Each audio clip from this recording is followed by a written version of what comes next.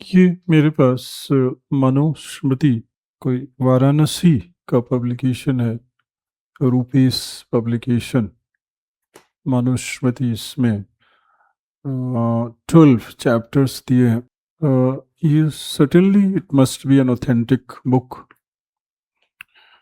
और अगर ऑथेंटिक नहीं है तो ये क्यों चल रहा है वी डोंट नो। तो इसको फिर तो जो विद्वान लोग हैं इसे बाहर कर देना चाहिए। तो इसमें 9th चैप्टर, और मैंने और भी कई मनुस्मृति का चैप्टर देखा, उसमें भी 9th चैप्टर और लगभग चैप्टराइजेशन सभी में एक जैसा ही है और मीनिंग भी सभी में एक जैसा है। तो इसमें जो 9th चैप्टर है वो वुमेन से रिलेटेड है, फैमिली से रिलेटेड है, सक्सेशन और प्रॉपर्टी डिस्ट्रीब्यूशन से रिलेटेड है, राजा जो किंग है उसका जो अपने सब्जेक्ट्स की प्रॉपर्टी है उस पर क्या राइट्स हो सकता है उसके बारे में, सक्सेशन के बारे में है कैसे, और चाइल्ड कस्टडी, चिल्ड्रन की कस्टडी से रिलेटेड है।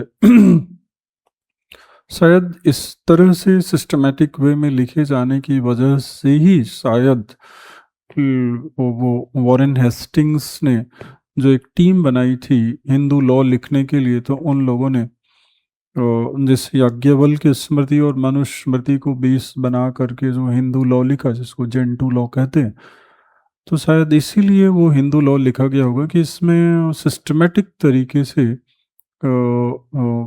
फैमिली के बारे में, सक्सेशन के बारे में, प्रॉपर्टी के बारे में, डिस्ट्रीब्यूशन के बारे में बताया गया है। शायद इस वजह से लिखा होगा। तो इस तरह से तो इसको एक लीगल और स्टैट्यूटरी बेसिस मिल ही गया।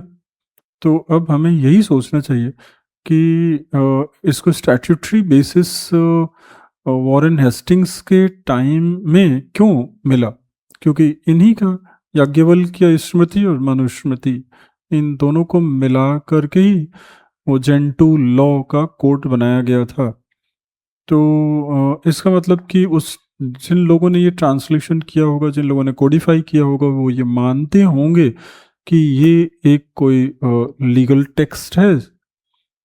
हालांकि इस पर डिबेट होना चाहिए कि क्या ये लीगल टेक्स्ट था इंडिया में, क्या इसी को लोग फॉलो करते थे पूरे इंडिया में, क्या इसी को लोग फॉलो करते थे। अगर ऐसा प्रूव हो जाता है कि इसी को फॉलो करते थे तो then there is a question कि इसमें जो टेक्स्ट है उसका मीनिंग कैसे निकाले, क्योंकि इसमें तो इतनी कॉन्ट्राडिक्टरी बातें लिखी हैं। एक तरफ इतने स्पिरिचुअल हाइट्स हैं, इतनी स्पिरिचुअल हाइट्स हैं, इतनी महान चीज़ें लिखी हुई हैं कि आज उसका मीनिंग निकालना भी मुश्किल है। तो स्पिरिचुअली इतनी हाई लेवल की चीज़ें हैं, तो ऐसा लगता है कि इससे ऊपर जाकर के ह्यूमन कॉन्शियसनेस शायद सोच ही नहीं सकती। और फिर दूसरी तरफ ऐसी बातें भी लिखी हुई हैं जिनको आज के समय में एक्सेप्ट करना इम्पॉसिबल होगा, और एजुकेटेड क्लास के लिए ही नहीं, अगर एक ऑर्डिनरी अनएजुकेटेड पर्सन को भी वो बातें बता दे तो उसको एक्सेप्ट करना मुश्किल होगा। तो इस कॉन्ट्रडिक्शन के पीछे क्या रीज़न हो सकता है? क्या इसके पीछे ये रीज़न है कि बाद में इसमें कुछ चीज़ें जानबूझ करके गलत तरीके से जोड़ दी गई हैं? दूसरा, क्या इसका ये भी तो रीज़न हो सकता है कि शायद इन दो तरह के जो टेक्स्ट हैं इनमें कुछ चीज़ें मिसिंग हैं और उसका मीनिंग हमें शायद नहीं पता है, इसलिए शायद हम उसका जो एक्चुअल कॉन्टेक्चुअल मीनिंग होना चाहिए वो हम नहीं लगा पा रहे हैं और कुछ बहुत ज़्यादा लिटरल मीनिंग लगा पा रहे हों। लेकिन जो भी हो, एक चीज़ तो क्लियर है कि it is full of contradiction. एक तरफ इसमें इतनी हाई चीज़ें लिखी हुई हैं जो लगता है कि बहुत ही एनलाइटेंड कॉन्शियसनेस का रिप्रेजेंटेशन है, और दूसरी तरफ कुछ ऐसी चीज़ें लिखी हुई हैं जो कॉमन सेंस में भी आज के टाइम में एक्सेप्ट करना मुश्किल है। तो क्या ये एक इसका सॉल्यूशन हो सकता है कि जो स्कॉलर लोग हैं, जो मनुस्मृति को वो जानते हैं, जो उनके अथॉरिटी है, इसमें से जो चीज़ें बाद में जोड़ी गई हों उनको अलग करें और कहें, बताएं, प्रूव करें कि नहीं ये जो ओरिजिनल मनुस्मृति हो सकती है उसके साथ ये मैच नहीं करती, तो इसको बाहर निकाल दे। अदरवाइज अगर ये सारी चीज़ें एक साथ रहेंगी तो ये डिबेट हमेशा बना रहेगा कि इसमें तो जैसे कुछ मैं श्लोक या इसमें से वर्सेस में अगर पढूँ तो पता चल जाएगा कि कैसे जो वुमेन के बारे में है, 9th चैप्टर वुमेन के बारे में है। तो उसमें कई श्लोक्स हैं, उसमें से मैं एक अगर पढूँ तो उसमें लिखा है, अस्वतंत्रः स्त्रियः कार्यः पुरुषैः स्वैः दिवा निशं विषयेषु च सज्जन्त्य संस्थाप्य आत्मनो वशे। तो उसका जो मीनिंग लिखा है वो पुरुषों को अपनी स्त्रियों को कभी स्वतंत्रता न देनी चाहिए। स्त्रियां यदि रूप रसादि में आसक्त हों तो भी उन्हें अपने वश में रखना चाहिए। We don't know what is the actual meaning, क्या इसमें जो लिखा है वो यही मीनिंग है या इसका कुछ ग्रामर से या इसका कुछ और मतलब हो सकता है, इसका कुछ हिडन मीनिंग हो सकता है, वी डोंट नो। और भी इसमें जो लिखा है कि सूक्ष्मेभ्यो अपि प्रसंगेभ्यः स्त्रियो रक्षा विशेषतः द्वयोर्हि कुलयोः शोकमावयुः पररक्षिताः। थोड़ी सी कुसंगति में से भी स्त्रियों की विशेष रक्षा करें, क्योंकि आरक्षित होने पर दोनों कुलों को कलंकित करती हैं। तो अब आज के टाइम में इसका मीनिंग कैसे हम इसको स्टैब्लिश कर सकते हैं? It becomes very difficult and challenging, although it is possible. Meaning करना तो पॉसिबल है, सर्टेनली है। स्वाम प्रसूतिम चरित्रम च कुलमात्मानेव च स्वम च धर्मम प्रयत्नेन चायाम रक्षणे रक्षते। स्त्री की रक्षा में प्रयत्नशील मनुष्य अपनी संतान, चरित्र, कुल, आत्मा और धर्म की रक्षा करता है। वह पुरुष, अब अगर इसको रक्षा को बहुत व्यापक अर्थ में लें कि स्त्री की रक्षा का मतलब स्त्री की बॉडी की रक्षा करना नहीं, स्त्री की हर तरह से रक्षा करना, शारीरिक, धार्मिक, आध्यात्मिक रक्षा करना। आध्यात्मिक रक्षा मतलब अपनी भी रक्षा करना। तो ये एक स्टेबल लाइफ के लिए ज़रूरी है। ये बिना सेल्फ सैक्रिफाइस के लिए पॉसिबल नहीं है। तो ये सेल्फ सैक्रिफाइस की सारी रिस्पॉन्सिबिलिटी पुरुष पर दी गई है। तो जब पुरुष सारे सैक्रिफाइस करने के लिए तैयार है तो स्त्री की रक्षा शारीरिक नहीं, क्योंकि इसमें कई जगह लिखा है कि स्त्री की रक्षा शारीरिक रूप से की ही नहीं जा सकती, ये इम्पॉसिबल है। स्त्री की रक्षा करने के लिए आपको आध्यात्म के लेवल पर जाना पड़ेगा। तो जब आप खुद आध्यात्म के रास्ते पर चलेंगे तो आप स्त्री को भी अध्यात्म के रास्ते पर ले जाने में सक्षम हो पाएंगे। तो इस तरह से एक पुरुष की ऐसी छवि बनती है जो वो सैक्रिफाइस करता है, वो अध्यात्म और धार्मिक मार्ग पर स्वयं सैक्रिफाइस करते हैं, अपने आप को सैक्रिफाइस करते हैं। फिर उसके बाद उसके आध्यात्मिक परित्याग से स्त्री भी, वुमन भी इन्फ्लुएंस हो सकती है, तो शायद वो भी गलत रास्ते पर जाने से। तो यहाँ पर स्पिरिचुअल लीडरशिप की रिस्पॉन्सिबिलिटी मेल को दी गई है और फिर फीमेल को उसके साथ आने की एक्सपेक्टेशन की गई। इसमें लिखा है, बल प्रयोग से कोई भी पुरुष स्त्रियों की रक्षा नहीं कर सकता है, किंतु नीचे लिखे हुए विधानों से कर सकता है। तो जो नीचे लिखे हुए विधान क्या, कि how male by himself being spiritually oriented can attract women also towards that धार्मिक एंड स्पिरिचुअल पाथ। तो अगर मेल धार्मिक और स्पिरिचुअली ओरिएंटेड है तो वो फीमेल को भी अपनी तरफ अट्रैक्ट कर सकता है। बट फिर आगे लिखे, अपने बड़े लोगों से घर में बंद किए जाने पर भी स्त्री आरक्षित ही होती है। जो स्त्रियां अपनी रक्षा अपने आप ही करती हैं वे ही सुरक्षित हैं। आरक्षिता गृहे रुद्धा पुरुषैराप्त कार्यभिः आत्मानाम आत्मना यास्तु रक्षयेस्तु सुरक्षिता। तो स्त्री वही सुरक्षित है जो अपनी रक्षा खुद ही करती है। फिर आगे 6 दोष स्त्रियों के बताए हैं, लेकिन हमें अगर इसको आइसोलेट कर देंगे तो ऐसा लगेगा कि सिर्फ दोष स्त्री में होते। कितने सारे इसमें ओकेजन आए हैं जिसमें पुरुषों के दोष के बारे में भी बात की गई है।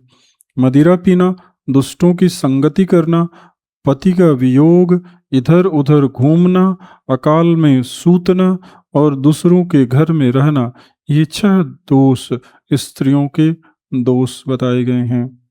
नैता रूपम परीक्षन्ते नाशाम वयसि संस्थितः सुरूपम व विरूपम व पुमानित्येव भुंजते।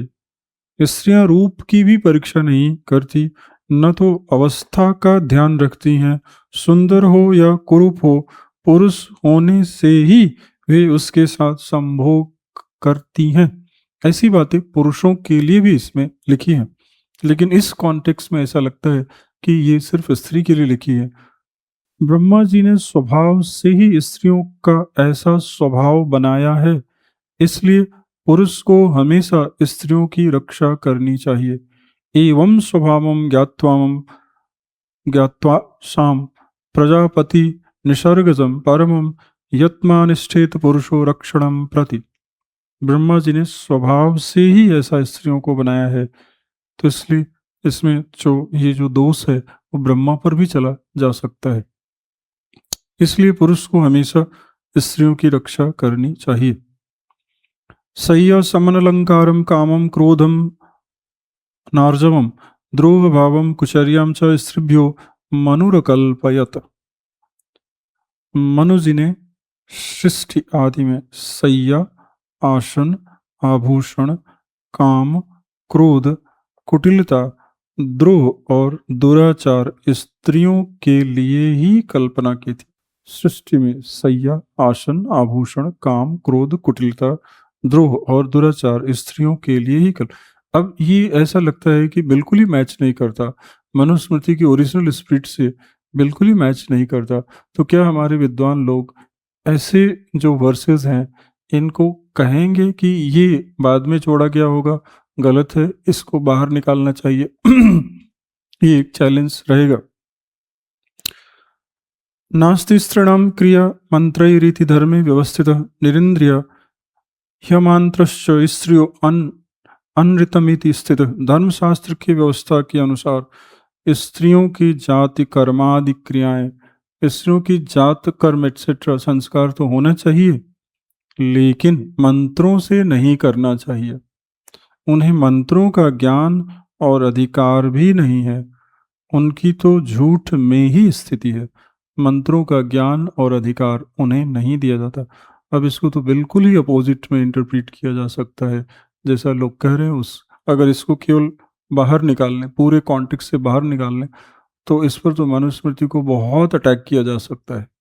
इस लोक में एताः च अन्याः च, इस लोक में या अन्य लोक में, लोके अस्मिन् अपकृष्य प्रसूतय उत्कर्षं योषितः प्राप्तः स्वैः स्वैः भृगुत्रिगुणैः शुभैः।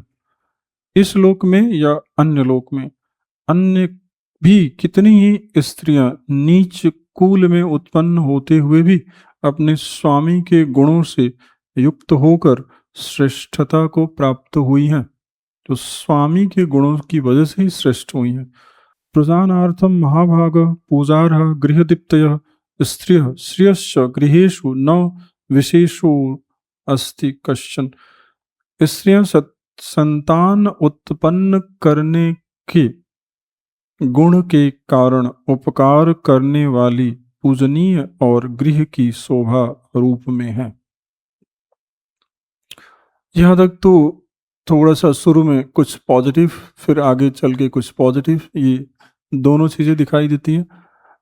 अब कुछ ऐसी चीज़ें हैं जो अनइमेजिनेबल हैं और बिल्कुल लगता है कि जैसे ये स्पिरिचुअलिटी के जो हाईएस्ट लेवल की बात है, हायरार्की की बात है, वहाँ से लिखी गई है। अपना शरीर, संतति और स्त्री, ये तीनों मिलकर पुरुष होता है। तो पुरुष होता कौन है?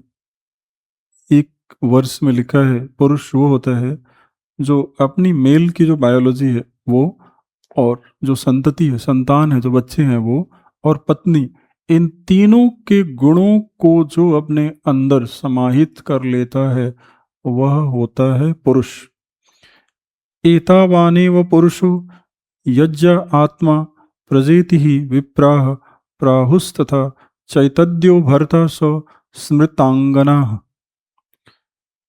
विद्वानों का कहना है कि जो पति है वही स्त्री है, अर्थात पति और पत्नी में कोई भेद नहीं होता है।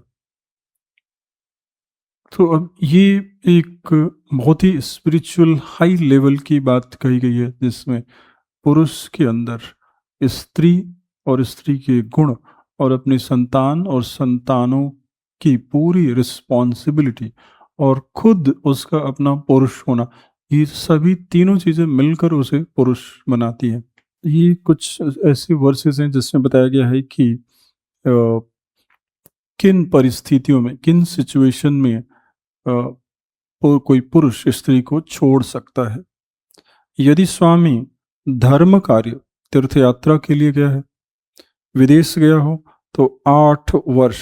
अगर विद्या अध्ययन के लिए गया है और यश प्राप्ति के लिए गया है तो 6 वर्ष। और अगर विषय वासना के लिए गया है तो 3 वर्ष तक आने की प्रतीक्षा कौन करेगा? स्त्री तो करेगी। तो स्त्री को प्रतीक्षा करनी है। अगर पुरुष जी, स्वामी जी, अगर धर्म कार्य तीर्थ यात्रा के लिए विदेश गए हो तो 8 साल स्त्री वेट करेगी। अगर विद्याध्ययन के लिए गए हैं साहब तो, और यश प्राप्ति के लिए गए हों तो 6 वर्ष। और अगर विषय वासना के लिए भी गए, मतलब प्लेजर के लिए भी अगर गए हों, तो भी 3 साल तो वेट पुरुष के लिए स्त्री कर सकती है। प्रोषितो धर्म कार्यार्थम प्रतीक्षयो अष्टौ नरः समाह विद्यार्थम सट यशो अर्थम वाकामार्थम त्रिंस्तु वत्सरान। त्रिंस्तु, तो इतने साल तक स्त्री पुरुष जी की प्रतीक्षा कर सकती है।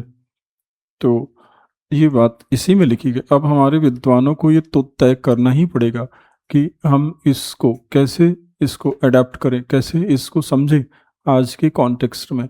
और अगर ऐसा लगता है कि ये इसको एडजस्ट करना पॉसिबल नहीं है तो डिक्लेयर करें कि ये सब या तो बाद की बातें हैं या इनका मीनिंग हम इस्टेब्लिश नहीं कर पा रहे हैं, इनको बाहर निकालना पड़े। अतिक्रामेत प्रत्यनम या मत्तम रोगार्थमेव वा सा त्रिन्माशान परित्यज्या विभूषण परीक्षदा। तो इसमें ये बताया गया है कि जो इन्फीरियर मेल है, जो रोग में भी है, वो भी एक तरह से फीमेल से किसी न किसी फॉर्म में सुपीरियर है। जो स्त्री किसी दुर्व्यसन में भूले हुए अथवा मतवाला पति या रुग्ण पति का अनादर करे, तो ऐसा लगता है कि स्त्री इनको भी रेस्पेक्ट करने के लिए मजबूर है। किसका? दुर्व्यसन में भूला हुआ मतवाला पति या रुग्ण पति, तो इनका भी अनादर नहीं किया जा सकता। अधिक से अधिक पुरुष क्या कर सकता है कि उसको वस्त्र आभूषण दे करके 3 महीने के लिए उसका त्याग कर दे। अगर दुर्व्यसन में हो, अगर मतवाला हो और रुग्ण हो, तो अगर स्त्री उसका अनादर करती है तो जो पुरुष साहब हैं, जो पुरुष जी हैं, ये क्या करेंगे? 3 महीने के लिए उसका त्याग कर सकते हैं। और फिर लिखा है, यदि पागल, पतित, नपुंसक, वीर्यहीन या कुष्ठ आदि पाप रोगों से युक्त पति का स्त्री सेवा न करे, राइट, तो उस स्त्री का आभूषण न ले और उसका त्याग भी न करे। तो अगर पुरुष ऐसा हो कि पागल हो, पतित हो, नपुंसक हो, वीर्यहीन हो या कुष्ठ हो, तो ऐसे पुरुष को स्त्री को परित्याग करने का, छोड़ने का, रिनंसिएट करने का राइट नहीं दिया जा रहा है। मतलब स्त्री अगर चाहे तो ऐसे पति का, ऐसे पुरुष को अनादर कर सकती है, डिसरेस्पेक्ट कर सकती है, और इस केस में पुरुष साहब उसको वस्त्र आभूषण आदि दे करके उसका त्याग नहीं कर सकते। लेकिन अगर स्त्री मदिरा पीने वाली, बुरे आचरण करने वाली और स्वामी के प्रतिकूल चलने वाली, रोगिणी, हिंसा करने वाली और व्यर्थ खर्च करने वाली हो, तो उस ऐसी स्त्री का त्याग कर देना चाहिए। व्याधिता व अधिवेतव्य हिंसार्थग्नि च सर्वदा मद्यपासाधुवृत, मद्यप हो, असाधुवृत्ता हो, मद्यप मतलब मद्यपान करने वाले, असाधुवृत्ता हो, झूठे आचरण, बुरे आचरण करने वाली हो, प्रतिकूल, स्वामी के प्रतिकूल चलने वाली हो, रोगिणी हो, हिंसा करने वाली, ऐसी स्त्री का त्याग कर देना चाहिए। यदि स्त्री वंध्या, मगर मतलब जो 7 वर्ष तक संतान उत्पन्न न करे, 8वें वर्ष में मृतवत्सा संतान न अगर जीते हों, 10वें वर्ष में केवल कन्या ही हो तो, और 11वें वर्ष में अपुत्री हो तो शीघ्र ही दूसरा ब्याह कर लेना चाहिए। मतलब ये तो बिल्कुल ही साइंस के भी अगेंस्ट जाने वाली बात है कि सारी रिस्पॉन्सिबिलिटी स्त्री के ऊपर डाल दी गई कि अगर संतान उत्पन्न न कर रही हो तो इसके लिए त्याग कर देना चाहिए। और ऐसा हमने अपने समाज में देखा भी है कि संतान उत्पन्न न होने के लिए सारा ब्लेम वुमेन को दिया जाता है। तो ये तो सीधे सीधे ऐसा लगता है कि या तो ये बात समाज से आई है और नहीं तो यहाँ से समाज में गई है ये बात, क्योंकि ये बात प्रैक्टिस में देखने को मिली है। जो शीलवती और रोगिणी स्त्री अपने पति में प्रेम रखती हो तो ऐसी स्त्री का पति उस स्त्री से आज्ञा लेकर अपना दूसरा ब्याह करे और कभी भी उस स्त्री का अपमान न करे। जो स्त्री स्वामी के दूसरा ब्याह करने पर रुष्ट होकर घर से भागे तो उसे पकड़कर घर में बंद कर देना चाहिए या उसको उसके बाप के घर पहुंचा देना चाहिए। बाइगेमी को फोर्सफुली अप्लाई किया जा रहा है और इस्टेब्लिश किया जा रहा है। अब ये हमें जवाब तो देना पड़ेगा कि ऐसे वर्सेस के बारे में हम क्या मीनिंग निकालें। क्या कहें कि ये बाद में गलत तरीके से जोड़ी गई हैं और ये शुद्ध मनुस्मृति का पार्ट नहीं है, क्योंकि मनुस्मृति में कुछ चीज़ें तो इतनी महान है कि उनके बारे में तो सोचना भी, क्योंकि वो स्पिरिचुअल इस हाइट पर जाती हैं कि वहाँ तक जाना तभी पॉसिबल है जब ह्यूमन कॉन्शियसनेस किसी बहुत ही हाई लेवल पर पहुँचे। तो उन चीज़ों को तो इसमें से सभी चीज़ों को तो नहीं छोड़ा जा सकता, क्योंकि कुछ चीज़ें इतनी इतनी ग्रेट हैं कि उनको रखना बहुत ज़रूरी है। लेकिन फिर इन चीज़ों का क्या करें? जो स्त्री पति के निषेध करने पर भी उत्सवों में मदिरा पान करे या खेल तमाशा देखने जाए तो ऐसी स्त्री को राजा 6 कृष्णल का दंड दे। लेकिन अब सारी ये बातें, इसके बाद एक ऐसी बात आती है फिर जो ये प्रूफ करती है कि मनुस्मृति में क्या चीज़ है और उसके लिए किस लेवल पर, किस स्पिरिचुअल लेवल पर जाने की ज़रूरत पड़ सकती है। तो एक इसमें लिखा है कि और ऐसा दुनिया के किसी भी रिलीजियस टेक्स्ट में या रिलीजियस लॉज में मिलना इम्पॉसिबल है। तो इसमें बताया गया है कि ऋतुमती होते हुए भी कन्या का आजीवन, मतलब प्रेग्नेंट होने के बाद भी कोई वुमन अपने पिता के घर में रह सकती है, आजीवन रह सकती है, और यह श्रेष्ठ है। अविवाहित रह करके अपने पिता के घर में रह सकती है। ऋतुमती होते हुए भी कामम आमरण अतिष्ठेद कन्या तुमर अत्यपि न चैवेनाम प्रयक्षेतु गुणहीनाय करहिच्यत। ऋतुमती होते हुए भी कन्या का आजीवन अपने पिता के घर में अविवाहित रहना श्रेष्ठ है, किंतु मूर्ख गुणहीन वर के साथ कभी उसका ब्याह न करें। मूर्ख और गुणहीन पुरुष के साथ स्त्री का विवाह कभी न करें, भले ही स्त्री को अपने पिता के घर में रहना पड़े, अविवाहित रहना पड़े और प्रेग्नेंट होकर भी रहना पड़े तो भी उसे। अब बताओ कि ये भी तो मनुस्मृति में ही लिखा है, जिसमें एक ऐसा विधान, एक ऐसा लॉ दिया गया है कि स्त्री को कह रहे हैं कि अविवाहित स्त्री भी अपने पिता के घर में रहनी चाहिए, ना कि उसे किसी गुणहीन और मूर्ख के साथ उसका विवाह करना चाहिए। तो इस तरह की चीज़ें तो दुनिया के और किसी भी रिलीजियस टेक्स्ट में ऐसा लगता है कि फिर ये कोई एक अलग ही मनुस्मृति है, और इस तरह की मनुस्मृति को लिखने के लिए एक बहुत ही इस बड़े लेवल के स्पिरिचुअल एनलाइटनमेंट के बिना ये पॉसिबल नहीं है। तो अगर इस तरह की चीज़ें लिखी हुई हैं तो how can we through the entire Manusmriti? और ये तो सिर्फ 9th चैप्टर है, इसमें जो जितने 12 चैप्टर हैं उनमें 70-80% जो वर्सेस हैं वो इसी लेवल की हैं। तो इसलिए ये एक क्वेश्चन हमेशा रहेगा कि क्या इस लेवल की जो चीज़ें हैं क्या इसको भी उठा के फेंक देंगे, या सिर्फ वही जो जो आज के कॉन्टेम्प्ररी जो ह्यूमैनिटेरियन सेंटिमेंट्स है उससे मैच नहीं करती, उनको बाहर निकाला जा सकता है, नहीं निकाल। एक फिर लिखा है कि कुछ कंडीशंस में वुमेन खुद से शादी कर सकती हैं यदि उसके माता पिता भाई या फैमिली वाले उसका ठीक पुरुष के साथ विवाह न कर पाए, तो ऐसे कंडीशन में वुमेन को अपने तरीके से ही विवाह करना चाहिए।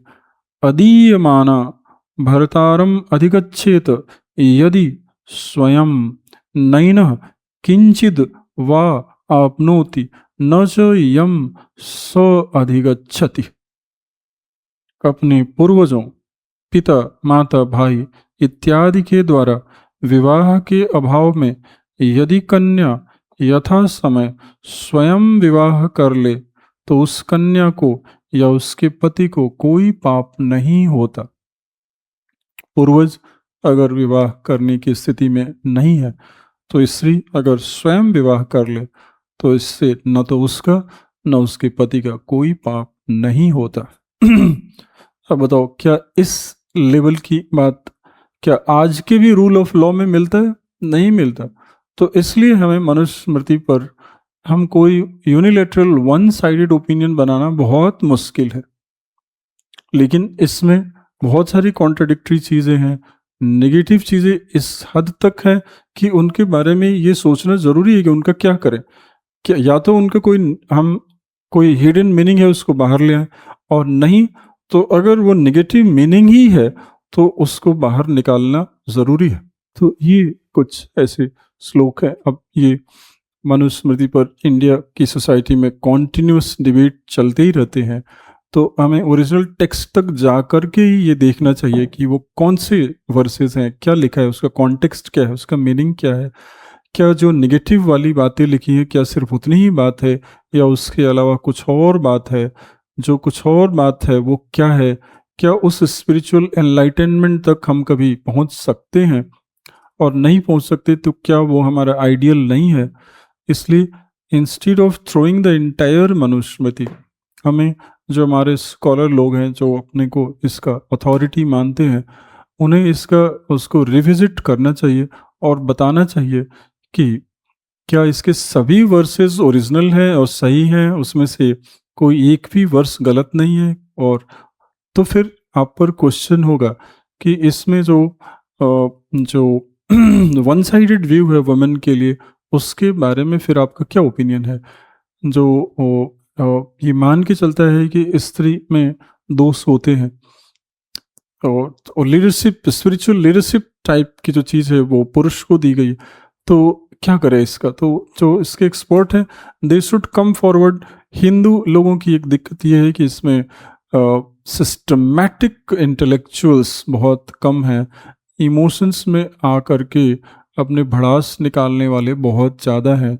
एक दो लोग हैं जैसे आनंद रंगनाथन, साई दीपक, बहुत कम लोग हैं इतने सिस्टमेटिक तरीके से हिंदू सिविलाइजेशन को समझने वाले और रखने वाले, जिसमें एक साइंटिफिक रिगर हो, जिसमें एक क्रिटिकल एक स्टडी हो, जिससे आप जो इसके विरोधी विचार हैं उनको भी आप काउंटर कर सकें। इस तरह के लोग हिंदू समाज के अंदर बहुत कम हैं और वो सेंटिमेंटल बहुत ज़्यादा हैं और इमोशंस में आ कर के अपनी बात कहने वाले ज़्यादा हैं, साइंटिफिक रिगर के साथ उसको प्रेजेंट करने वाले कम हैं। इसलिए ये बहुत सारी, इसलिए एक जो लेफ्टिस्ट है वो डोमिनेट करता है। जो एक गली का एक लेफ्टिस्ट है वो भी क्यों डोमिनेट करता है, क्योंकि वो एक सिस्टम से आता है और वो पता है उसको कि कैसे आर्ग्यू करना है, कैसे तर्क करना है और कैसे कुतर्क करना भी। बट हिंदू लोगों का ये है कि उन्होंने एक तो मतलब वो सिस्टमेटिक जो इंटेलेक्चुअल स्टडीज़ है वो उसका अभाव है। तो ये तो हमें ये कहना पड़ेगा। अब इसके साथ इम्पॉर्टेंट बात यह है कि हमें ये जब बात आ रही है तो भारत में मुसलमान भी रहते हैं, तो मुसलमानों पर बात करना बहुत ज़रूरी है। और लेफ्ट का जो इंटेलेक्चुअल सिस्टम है उसकी सबसे बड़ी खासियत ये है कि वो मुस्लिम को हमेशा साइडलाइन कर देता है, वो उस पर बात नहीं करता। जैसे मुस्लिम यहाँ पर सिर्फ और सिर्फ राइट्स के लिए हो, सिर्फ और सिर्फ अपने फ़ायदे के लिए हो, लेकिन उसके सोसाइटी पर, उसके रिलीजन पर कोई डिस्कशन नहीं हो सकता। तो जैसे ये इस स्टूपिड मैन ने जो बात उठाई, तो वहीं पर उसके जो सारे इमेज हैं उस पर डिस्कशन होना चाहिए कि व्हाट अबाउट अदर सोसाइटीज़। और एक बात और कि क्या हिंदू सोसाइटी को चलाने वाली कोई एक सिंगल बुक है? क्या सच में कोई एक सिंगल बुक कभी भी रही है जिसने हिंदू सोसाइटी को चलाया हो? और अगर रही हो तो फिर ऐसा क्यों है कि हिंदू समाज इतना ज़्यादा परिवर्तनशील है, जिसने अपने आप को इतना बदल लिया? तो क्या हिंदू समाज आज इस बुक से चल रहा है या पार्लियामेंट के बनाए हुए कानून से चल रहा है, हिंदू मैरिज एक्ट से चल रहा है, हिंदू सक्सेशन एक्ट के से चल रहा है? तो फिर हिंदुओं में इतनी ज़्यादा ये जो एडेप्टेबिलिटी है वो कहाँ से आती है? इसका मतलब है कि हिंदू समाज इतिहास में भी, हिस्ट्री में भी कभी एक बुक से चलने वाला समाज नहीं रहा होगा, कभी नहीं, हो ही नहीं सकता। तो पहले तो यही है कि you can't simply say that the Hindu society has been governed by one single book, even though Warren Hastings ने एक इसके बेसिस पर लॉ बनवा लिया, इसके बावजूद हिंदू समाज कभी किसी एक सिंगल बुक से चलने वाला समाज नहीं रहा। तो किन किन और चीज़ों से चलता रहा, ये भी सामने ले आना ज़रूरी है, जबकि हिंदू स्कॉलर्स इसमें बहुत पीछे हैं। वो ये प्रूव नहीं कर पाते कि मनुस्मृति के अलावा वो कौन कौन सी और चीज़ें हैं जिससे, तो क्या उपनिषद में कुछ ऐसी बातें हैं, वेद में ऐसी बातें हैं, वेद में जो स्त्रियों के बारे में कहा गया है उस पर कोई सिस्टमेटिक स्टडी अगर है भी तो वो मास मीडिया और मास के पास और सामने कभी नहीं ले आया गया है। जबकि है, कोई ऐसा समाज नहीं है जिसमें स्त्री स्पिरिचुअल एनलाइटनमेंट करती है जैसे हम ऋग्वेद में देखते हैं। तो इसका मतलब कि इस समाज को चलाने वाली कोई एक सिंगल बुक नहीं है, इतनी सारी चीज़ें हैं। तो वो कौन कौन सी चीज़ें हैं? Why Manusmriti occupy central space? और अगर मनुस्मृति सेंट्रल है तो ये बताओ कि इसमें जो चीज़ें आई हैं उसको हम कैसे आज के सामने, आज के टाइम में उसको हम कैसे प्रेजेंट कर सकते हैं, ये बताना तो ज़रूरी बनता है। तो लेकिन यही स्पिरिचुअल इंटेलेक्चुअल रीगर की कमी है, सिस्टमेटिक स्टडीज़ की कमी है, सिस्टमेटिक प्रेजेंटेशन की कमी है, और इमोशंस में आकर के जैसे ही एक कोई स्टेटमेंट आया फिर उसी के कॉन्टेक्स्ट में रिस्पॉन्स देना शुरू कर देते हैं, ना कि एक कोई सिस्टमेटिक स्टडी प्रेजेंट करें। तो इसलिए ये सारी चीज़ें हैं। तो अभी के लिए इतना ही। Thank you.